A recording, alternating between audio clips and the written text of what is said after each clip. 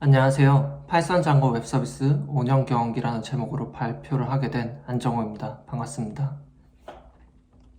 간단히 제 소개를 드리겠습니다. 저는 예전에는 PHP를 이용해서 웹 개발을 하다가 파이썬과 장고를 사용해 본 후로 간결하고 파워풀한 매력에 빠져서 2012년부터는 웹 개발 시에 파이썬과 장고를 메인 웹 개발 스택으로 사용하면서 개발을 해오고 있습니다. 현재는 샌드버드에서 헤드 오브 엔지니어링으로 일하고 있으며 웹 어플리케이션스 팀을 맡아 대시보드와 샌드버드 데스크라고 하는 제품을 개발하고 운영하고 있습니다. 목차입니다. 이번 세션에서는 제가 파이썬과 장고를 이용해서 시작한 웹 서비스를 5년간 운영하고 개발하면서 프로젝트를 어떻게 하면 간결하고 변화에 유연하게 유지할 수 있을지 고민하고 노력했던 과정을 설명드리려 합니다. 참고 REST 프레임워크를 통해 뷰셋과 시리얼라이저를 만들어 사용했던 경험과 파이썬과 패키지의 버전 관리, 테스트 코드와 코딩 스타일, 그리고 API의 문서화 경험까지 공유 드리겠습니다. 본론에 들어가기에 앞서 설명의 이해를 돕기 위해서 5년간 개발하고 운영해왔던 서비스에 대한 간략한 설명을 드리도록 하겠습니다. 샌드버드는 챗 SDK와 API 서비스로 잘 알려져 있지만 내부에는 다른 여러 서비스가 있습니다. 저는 샌드버드 데스크라고 하는 서비스를 처음 시작해서 지금까지 개발하고 운영해 오고 있는데요. 이 서비스는 채팅을 통한 고객상담 솔루션이라고 생각하면 간단합니다. 이 서비스의 사용자는 크게 세 그룹이 있습니다. 첫 번째는 저희가 제공하는 샌드버드 데스크 SDK를 통해서 상담 문의를 하는 고객 커스터머이고요. 두 번째로는 상담 문의건에 답변을 하는 상담원이 있습니다. 세 번째 그룹으로는 상담에 대한 통계와 관리 도구가 필요한 관리자가 있습니다. 여기서는 상담 문의는 모두 채팅으로 진행되게 됩니다. 본론으로 들어가서 장고 REST 프레임워크를 쓰면서 뷰셋과 시리얼라이저를 만들어간 경험을 공유하겠습니다. 저희 샌드버드 데스크 서비스에서는 채팅 상담, 즉 문의건에 대해서 티켓이라는 용어를 사용합니다. 백엔드 개발자로서 티켓 목록을 리턴하는 API를 우선 만들어야 했는데요. 여기서 시작부터 고민이 있었습니다. 간단히 티켓 목록을 리턴하는 API로 볼 수 있지만 다양한 목적을 가지고 티켓 목록을 요청하게 됩니다. 상담 티켓을 생성하는 고객 입장에서는 자신이 문의했었던 티켓들의 목록을 볼 수 있어야 합니다. 상담원은 자신이 상담할 티켓 목록이 필요하고 관리자는 자신들의 서비스에 문의를 했던 고객들의 내역을 확인하기 위해서 전체 티켓 목록이 필요합니다. 마지막으로 기업의 분석팀 개발자 입장에서는 티켓의 양이나 빈도를 분석하기 위해서 티켓의 전체 목록이 필요합니다. 이렇게 다양한 목적을 가진 티켓 목록 요청이 존재합니다. 이때 티켓 목록 API를 만들기 위한 첫 번째 방법은 하나의 티켓 리스트 API를 만들어서 처리하는 방법입니다. 장점은 API 엔드포인트가 하나로 통일되어 있다는 것입니다. 단점은 요청 목적에 따라 조건문을 통한 분기가 많아질 수 있다는 것입니다. 예를 들어 상담을 하는 고객의 입장에서 자신의 문의건에 대한 목록을 요청하는 API인지, 상담하는 상담사의 입장에서 자신이 상담해야 하는 티켓 목록 요청하는 API인지에 따라서 분기를 만들어 다른 처리가 필요할 수 있습니다. 두 번째 방법은 티켓 리스트 API를 일정 기준에 맞춰 여러 개 개발하는 방법입니다. 장점은 요청에 따라 파라미터와 응답을 개별적으로 커스터마이징이 가능하다는 것입니다. 하지만 여러 엔드포인트를 관리해야 된다는 단점도 있습니다. 나눌 때 기준이 무엇이 되어야 하는지도 관건이었습니다. 저희는 두 번째 방법을 선택해서 티켓 리스트를 리턴하는 API를 여러 개 만드는 방법을 선택했습니다. 분리에 대한 기준이 필요했는데 요청 채널, 즉 인증 방식에 따라서 분류하기로 결정했습니다. 밑에 예시를 보면 sk_API/tickets라는 URL을 tickets API는 iOS, 안드로이드, 자바스크립트 SDK에서 상담 문의를 하는 커스터머 입장에서 SDK 토큰을 이용해서 요청을 합니다. 대시보드를 사용하는 상담원과 관리자는 dashboard_API/tickets라는 엔드포인트를 통해서 요청을 하고 대시보드 토큰을 사용하게 됩니다. 마지막으로 기업 고객의 개발팀 입장에서는 API 토큰을 통해서 티켓 목록을 줘야 합니다. 저희는 이렇게 요청하는 채널, 즉 인증 구조가 변경되는 때에 맞춰서 각각 엔드포인트를 만들고 뷰셋을 만들어서 운영을 해보았습니다. 경험을 공유드리면 API가 여러 개 관리되어야 하긴 하지만 조건문이 적고 커스터마이징이 쉬웠던 것 같습니다. API별로 인증과 퍼미션을 다르게 처리할 수 있었고 요청 파라미터를 다르게 제공할 수도 있었습니다. 예를 들어 커스터머 입장에서는 관리자만큼 다양한 파라미터를 필요로 하지는 않았던 반면 관리자 입장에서는 티켓 목록을 다양하게 조회할 수 있어야 했기 때문에 관리에 필요한 여러 특수한 파라미터를 제공할 수 있었습니다. 그리고 이렇게 API별로 나누었기 때문에 티켓 모델의 시리얼라이저를 각각 따로 만들어 외부로 나가는 정보를 관리하거나 제약할 수 있었습니다. 아까 처음에 이야기했던 첫 번째 방법처럼 티켓 리스트 API를 하나로 유지했다면 이러한 커스터마이징이 필요할 때마다 조건문으로 분기해야 하며 유지 보수가 어려웠을 것 같습니다.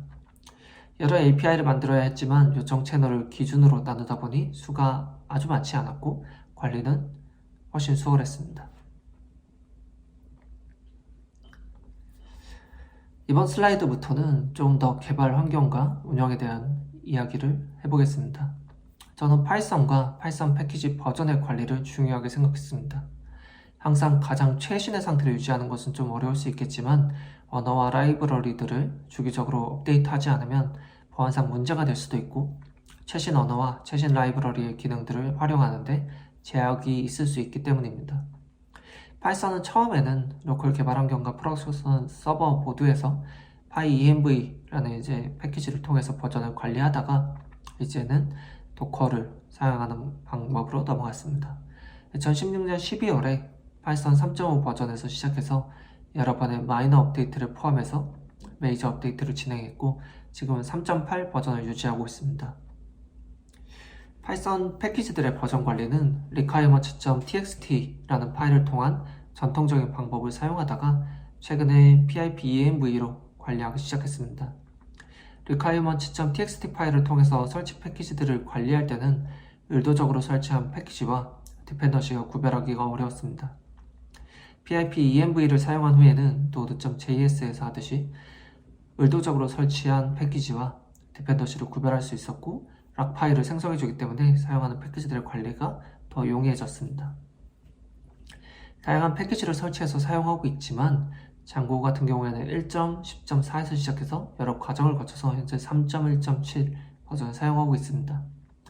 매년 2회 이상 전체 패키지를 전수조사해서 업데이트가 가능한 패키지들은 최신 버전으로 올리면서 환경을 최신으로 유지하기 위해서 노력하고 있습니다. 이번에는 테스트에 대한 이야기입니다. 서비스를 운영하면서 코드를 작성할 때 이제 테스트는 빠질 수 없는 작업이 되었습니다. 서비스의 안정성을 높여주고 신규 기능을 추가하거나 리팩토링을 할 때 테스트는 리그레션을 막아주고 기능 구현의 완성도를 높여줍니다. 저희는 개발한 API 전반에 걸쳐서 유닛 테스트를 작성해 왔습니다. 파이테스트를 중심으로 파이테스트 장고, 파이테스트 플레이크레이트, 파이테스트 코브를 함께 사용해서 매번 테스트를 실행할 때마다 API에 대한 테스트를 확인할 뿐만 아니라 스타일과 커버리지도 체크했습니다. 테스트 커버리지는 시작할 때부터 잘 관리하려 노력해서 90% 이상을 유지해 왔었습니다. 이 당시에는 커버리지 체크 대상인 테스트 코드 파일들도 함께 포함을 시켰습니다. 그 이유는 파이테스트 플레이크 에이스를 이용해서 테스트 코드의 스타일도 함께 체크하고 싶었기 때문입니다. 하지만 테스트 코드가 너무 많아지다 보니 API에 테스트를 작성하지 않아도 커버리지가 잘 줄어들지 않아서 급하면 테스트를 작성하지 않는 상황도 발생하게 되고 커버리지에 대한 중요도가 줄어드는 것 같았습니다. 그래서 최근에는 커버리지의 대상 범위에서 테스트 코드를 제거해서 실제 API 코드의 커버리지만 체크하기로 하였고 결과적으로 커버리지가 80%대로 낮아지긴 했지만 커버리지의 상태를 더 명확하게 알 수 있게 되었습니다. 다시 90%대로 끌어올리기 위해서 노력을 하고 있습니다. 엔드-투-엔드 테스트의 경우에는 블레이즈미터라는 외부 서비스를 쓰고 있는데 추가로 Behave라는 라이브러리 이용해서 작업을 할 예정입니다. 이번 슬라이드는 코딩 스타일에 대한 이야기입니다. 저는 기본적인 코딩 스타일을 통일하는 것이 유지 보수에 도움이 된다고 생각하여 린트 도구에 관심이 많은 편이었습니다. 줄바꿈을 하는 방법이나 괄호 앞뒤에 공백을 두는 방법 등 팀원 간의 스타일의 차이가 크면 디버깅을 하거나 코드를 작성할 때 비즈니스 로직에 집중하지 못하는 경우가 생깁니다. 팀원들이 일정 규칙 안에서 스타일을 통일해서 작성하면 논리적인 문제에 집중하여 빠르게 작업을 할 수가 있습니다. 저는 이러한 도구가 린트나 포매터 같은 도구라고 생각합니다. 저희는 프로젝트 시작 시부터 플레이크 8을 이용하여 코딩 스타일을 체크해왔습니다. 앞선 슬라이드에서 간단히 언급한 것과 같이 파이테스트에 연동하여 테스트 실행 시마다 스타일을 체크했고, 이때 스타일에 대한 원인과 에러가 발생하면 확인하여 제거하고 스타일을 동일시켰습니다. 작년 2020년에는 블랙이라는 자동 포매팅 도구의 도입을 팀 내에서 논의했었습니다. 여러 논의 끝에 도입하지 않기로 결정을 했었는데요. 이미 플레이크 8을 통해서 스타일을 정리하고 있었고, 팀원들이 플레이크 8의 룰에 따라서 개발하는 데 익숙했기 때문입니다. 블랙을 도입하게 되면 전체 스타일이 바뀐 커밋을 해야 하는데, 이때 커밋 히스토리를 추적할 때 어려움이 클 것이라는 것이 반대의 이유였습니다. 결론적으로 4년 이상 개발해왔고 이미 스타일을 정리해온 지금 프로젝트에서는 도입의 이득보다는 손실이 크다고 판단했습니다. 하지만 다른 프로젝트의 상황이라고 한다면 이제 그때마다 다른 것 같습니다. 이 프로젝트에는 적용하지 않았지만 다른 오래되지 않은 신규 프로젝트에는 블랙을 적용해서 사용하고 있습니다. 마지막 주제인 API 문서화입니다. API를 만드는 서버 개발자로서 다른 서버 개발자 혹은 클라이언트 개발자들과 소통하기 위해서는 문서화가 필수적입니다. 또한 샌드버드는 외부 개발자들에게도 API와 SDK의 문서를 전달해야 하기 때문에 문서화는 역시 중요한 주제입니다. 샌드버드는 그들에게 API와 SDK를 제공하고 있습니다. 따라서 문서도 함께 제공해야 하는데요. 이를 위해서 dax.sandboard.com이라는 도큐먼트 사이트를 운영하고 있습니다. 이때는 사내의 테크니컬 라이팅 팀 분들과 함께 문서의 초안을 작성하고 리퀘스트 파라미터와 리스폰스의 결과값에 대해서 상의합니다. 필드명을 함께 보거나 상태값도 논의해서 결정을 합니다. 고객이 보는 페이지이기 때문에 디자인팀의 도움을 받아서 가독성을 높이면서 회사의 아이덴티티도 전달하기 위해서 노력하고 있습니다. 이와 별개로 사내 개발팀 내에서 협업하여 개발할 때도 API 문서화가 필요할 때가 있습니다. 예를 들어 웹 프론트엔드 개발자와 백엔드 서버 개발자 사이에서 필요하고 SDK 개발자와 서버 개발자가 협업할 때도 필요합니다. 이때는 사내에서 사용하는 문서이기 때문에 관리가 용이하고 빠르게 조회가 가능한 것이 좋습니다. 저는 프로젝트 시작 시에 이런 내부 문서화의 도구로 창구 REST 스웨거라는 패키지를 이용해서 API 문서를 시도했고 자동 생성된 닥스 사이트를 사내에서 운영했습니다. 하지만 2019년에 이 패키지는 개발이 중단되었고 DRF YASG라는 패키지로 전체 문서를 전환하는 작업을 수행했습니다. 지금은 DRF YASG라는 패키지의 1.2.0 버전을 사용하고 있습니다. DRF YASG를 사용했을 때는 리스폰스에 사용되는 시리얼라이저를 직접 명시할 수 있었기 때문에 API 명세를 설명할 때 더욱 도움이 되었습니다. 이렇게 프로젝트 시작 시부터 현재까지 사내 프론트엔드 및 개발자 및 SDK 개발자와 API 명세를 확인해야 할 때 별도의 문서 파일 없이 이렇게 문서 도구를 이용해서 자동으로 생성된 닥스 사이트로 소통을 진행하고 있습니다.